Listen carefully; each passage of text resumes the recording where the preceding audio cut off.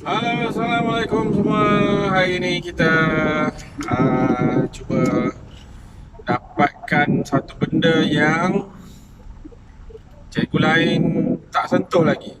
Baik, saya perhatikan tentang penerangan-penerangan, nota, menjawab soalan. Banyak dah video yang dibuat ya. Tapi dari segi uh, minat, minat macam mana kita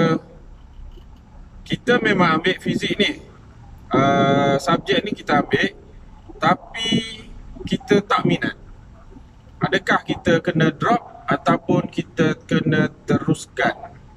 Okey, jadi pertama yang berkaitan dengan minat ni, pada pandangan peribadi saya, yang pertama ialah kita kena kenal diri kita ni, apa potensi yang kita ada. Di mana kalau saya perhatikan diri saya sendiri ya, pada peringkat permulaan saya sekolah rendah dulu, saya suka kepada benda-benda elektronik. Saya suka buat motorboat pakai motor elektrik daripada barang-barang mainan. Saya suka tengok TV pendidikan yang ada sains tentang elektrik, tentang bunyi, gelombang, banyak yang berkaitan dengan sains, fizik lah. Okay. Dan juga tidak ketinggalan juga matematik.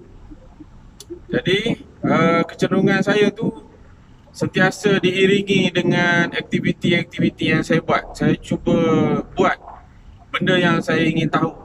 Okay. Saya cari, kalau dulu tak ada sangat internet, tak ada sumber-sumber yang ada daripada televisyen, TV pendidikan, daripada buku, majalah. Jadi semua berkaitan dengan teknologi komputer khususnya. Di peringkat sekolah menengah, saya suka baca berkaitan dengan komputer, perkembangan terkini, prosesor, RAM. Dan masa tu juga saya suka, kalau cerita perang, saya suka bahagian yang radio komunikasi tu.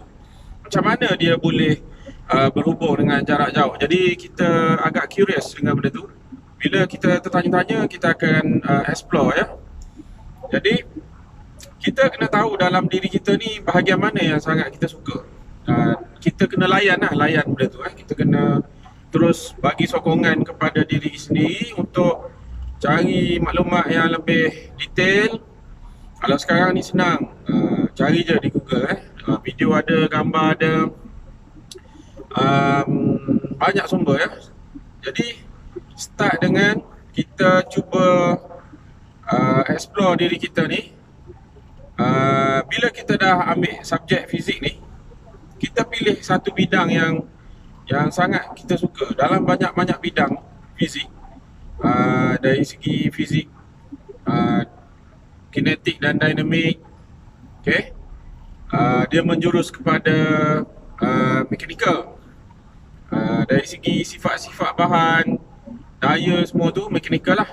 Untuk yang elektrik ni, dia bidang-bidang tentang cas, arus, semua tu menjurus kepada kejuruteraan elektrik.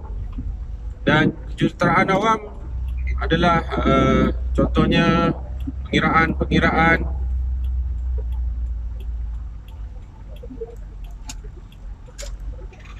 melibatkan daya-daya, moment, bahan-bahan yang digunakan, jisim,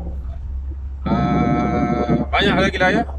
Struktur-struktur yang terlibat akan menggunakan konsep-konsep fizik. Jadi kita kena sentiasa check and balance dalam diri kita ni, apa yang kurang lagi. Jadi dari situ kita sentiasa tambah nilai. Dan selepas daripada saya minat di peringkat sekolah menengah, saya pergi seterusnya ke peringkat ijazah. Saya explore gelombang radio. Saya suka sangat dengan walkie-talkie ni. berhubung menggunakan walkie-talkie, pernah guna di kawasan yang tiada liputan telefon bimbit, memang bergantung penuh kepada walkie-talkie untuk menjalankan program anjuran fakulti masa tu. Jadi saya terus tertanya-tanya bagaimana benda tu berfungsi. Jadi kita akan cari maklumat tu dan akhirnya terjumpalah tentang orang kata komunikasi radio radio, dan radio yang saya maksudkan tu banyak agensi yang pakai. Seperti kita tengok dalam cerita ketenteraan, dia akan guna radio untuk berkomunikasi. Ada yang guna gelombang radio, ada yang guna satelit, Satcom. Masing-masing ada teknologi sendiri. Tapi saya bekerja, saya terjumpa dengan seorang yang menggunakan radio amatur dan jarak yang berfungsinya sangat jauh sebab dia menggunakan repeater. Jadi daripada situ kita terus explore. Akhirnya saya gunakan ilmu fizik saya ni untuk ambil lesen dan lulus. Okey, jadi kita kalau minat kejuruteraan terutamanya memang kena fizik, kena kuat lah kejuruteraan. Walaupun kita ambil bidang medik ataupun perubatan nanti, tapi fizik tu memang tak tinggal memang perlu sangat-sangat. Contoh adik saya sendiri seorang jurutera elektrik. Memang dia sentiasa partikular dengan apa yang akan dia tempuhi. Elektrik ni mungkin melibatkan banyak matematik tambahan fizik. Jadi dia kena tumpukan tajuk-tajuk yang tertentu, subjek-subjek yang tertentu. Jadi sentiasa kemaskini keperluan dan aplikasi. Apa yang dia perlukan untuk dia kembangkan minat dia, termasuk dalam kerjaya dia sendiri. Apa perkembangan terbaru dalam bidang elektrik? Kita tak boleh kekal di tempat yang sama saja. Macam sekarang ni komunikasi dah lebih menumpu kepada telefon bimbit. Jadi radio ni bila kawasan yang tak ada liputan telefon, dia sangat-sangat membantu. Tapi kawasan yang tak ada sekarang ni tak banyak. Sebab tu telefon mula mengambil alih populariti utama untuk komunikasi. Jadi kalau dalam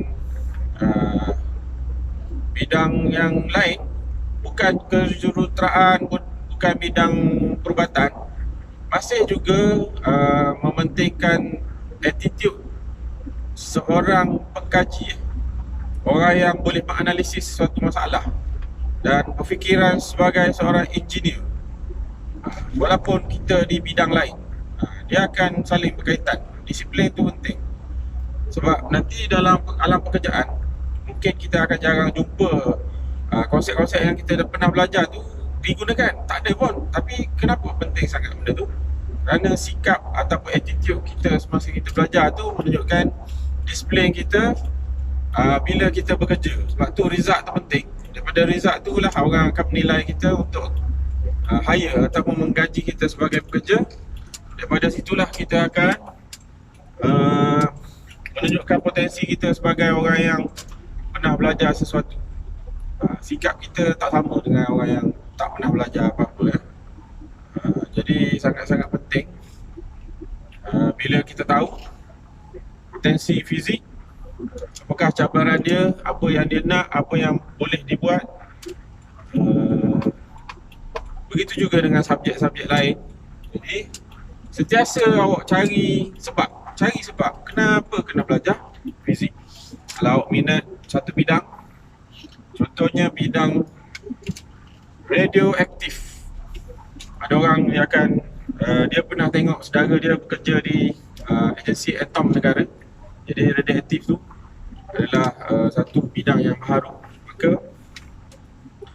kita akan tambah ilmu dan tambah basic knowledge, asas pengetahuan tu, termasuklah fizik ya.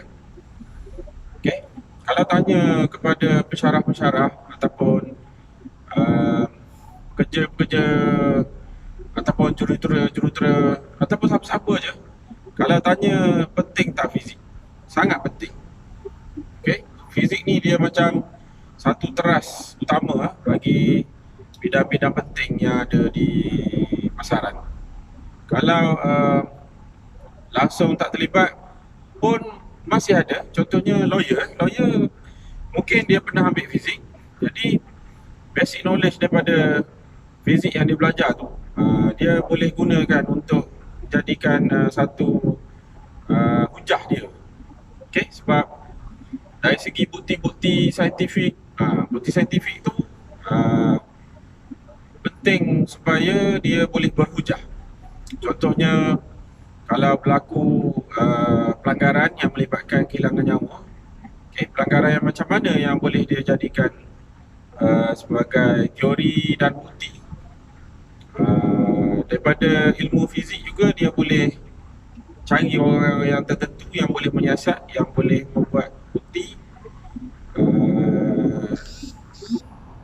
Dengan kata lain, sebenarnya ilmu khususnya fizik ni memang dia akan bermanfaat. Jadi kita belajar je.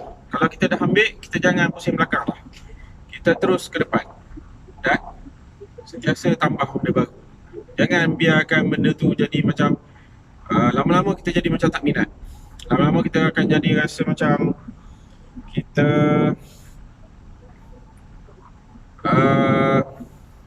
makin menurun. Minat kita makin menurun, semangat kita makin menurun. Yang tu bahaya ya. Sentiasa tetapkan matlamat. Okay. Teruskan orang kata berusaha, dan daripada situ kita akan meningkat dan terus meningkat. Okay. Benda-benda yang macam ni kadang kita tak perasan. Kita makin turun, kita tak berubah-ubah macam tu je, ataupun kita makin naik. Akan ada kita akan perasan bila dah keluar result nanti, kita tengok orang ni akhirnya dia berjaya, orang ni akhirnya dia tak lulus, orang ni daripada awal sampai akhir macam tu je. Jadi daripada yang penerangan yang saya buat ni, boleh perhatikanlah orang-orang yang macam mana yang akan terus naik. Okay. Jadi saya harap ada manfaat daripada video ni. Carilah bidang apa-apa yang membuatkan kamu terus mengkaji dan terus meminati subjek sains, khususnya fizik. Okay. Tak lama lagi peperiksaan pun makin menghampiri, jadi teruskan bersemangat, jangan putus asa, kuatkan pendirian, jangan biarkan malas menguasai diri. Selamat berjaya. Assalamualaikum.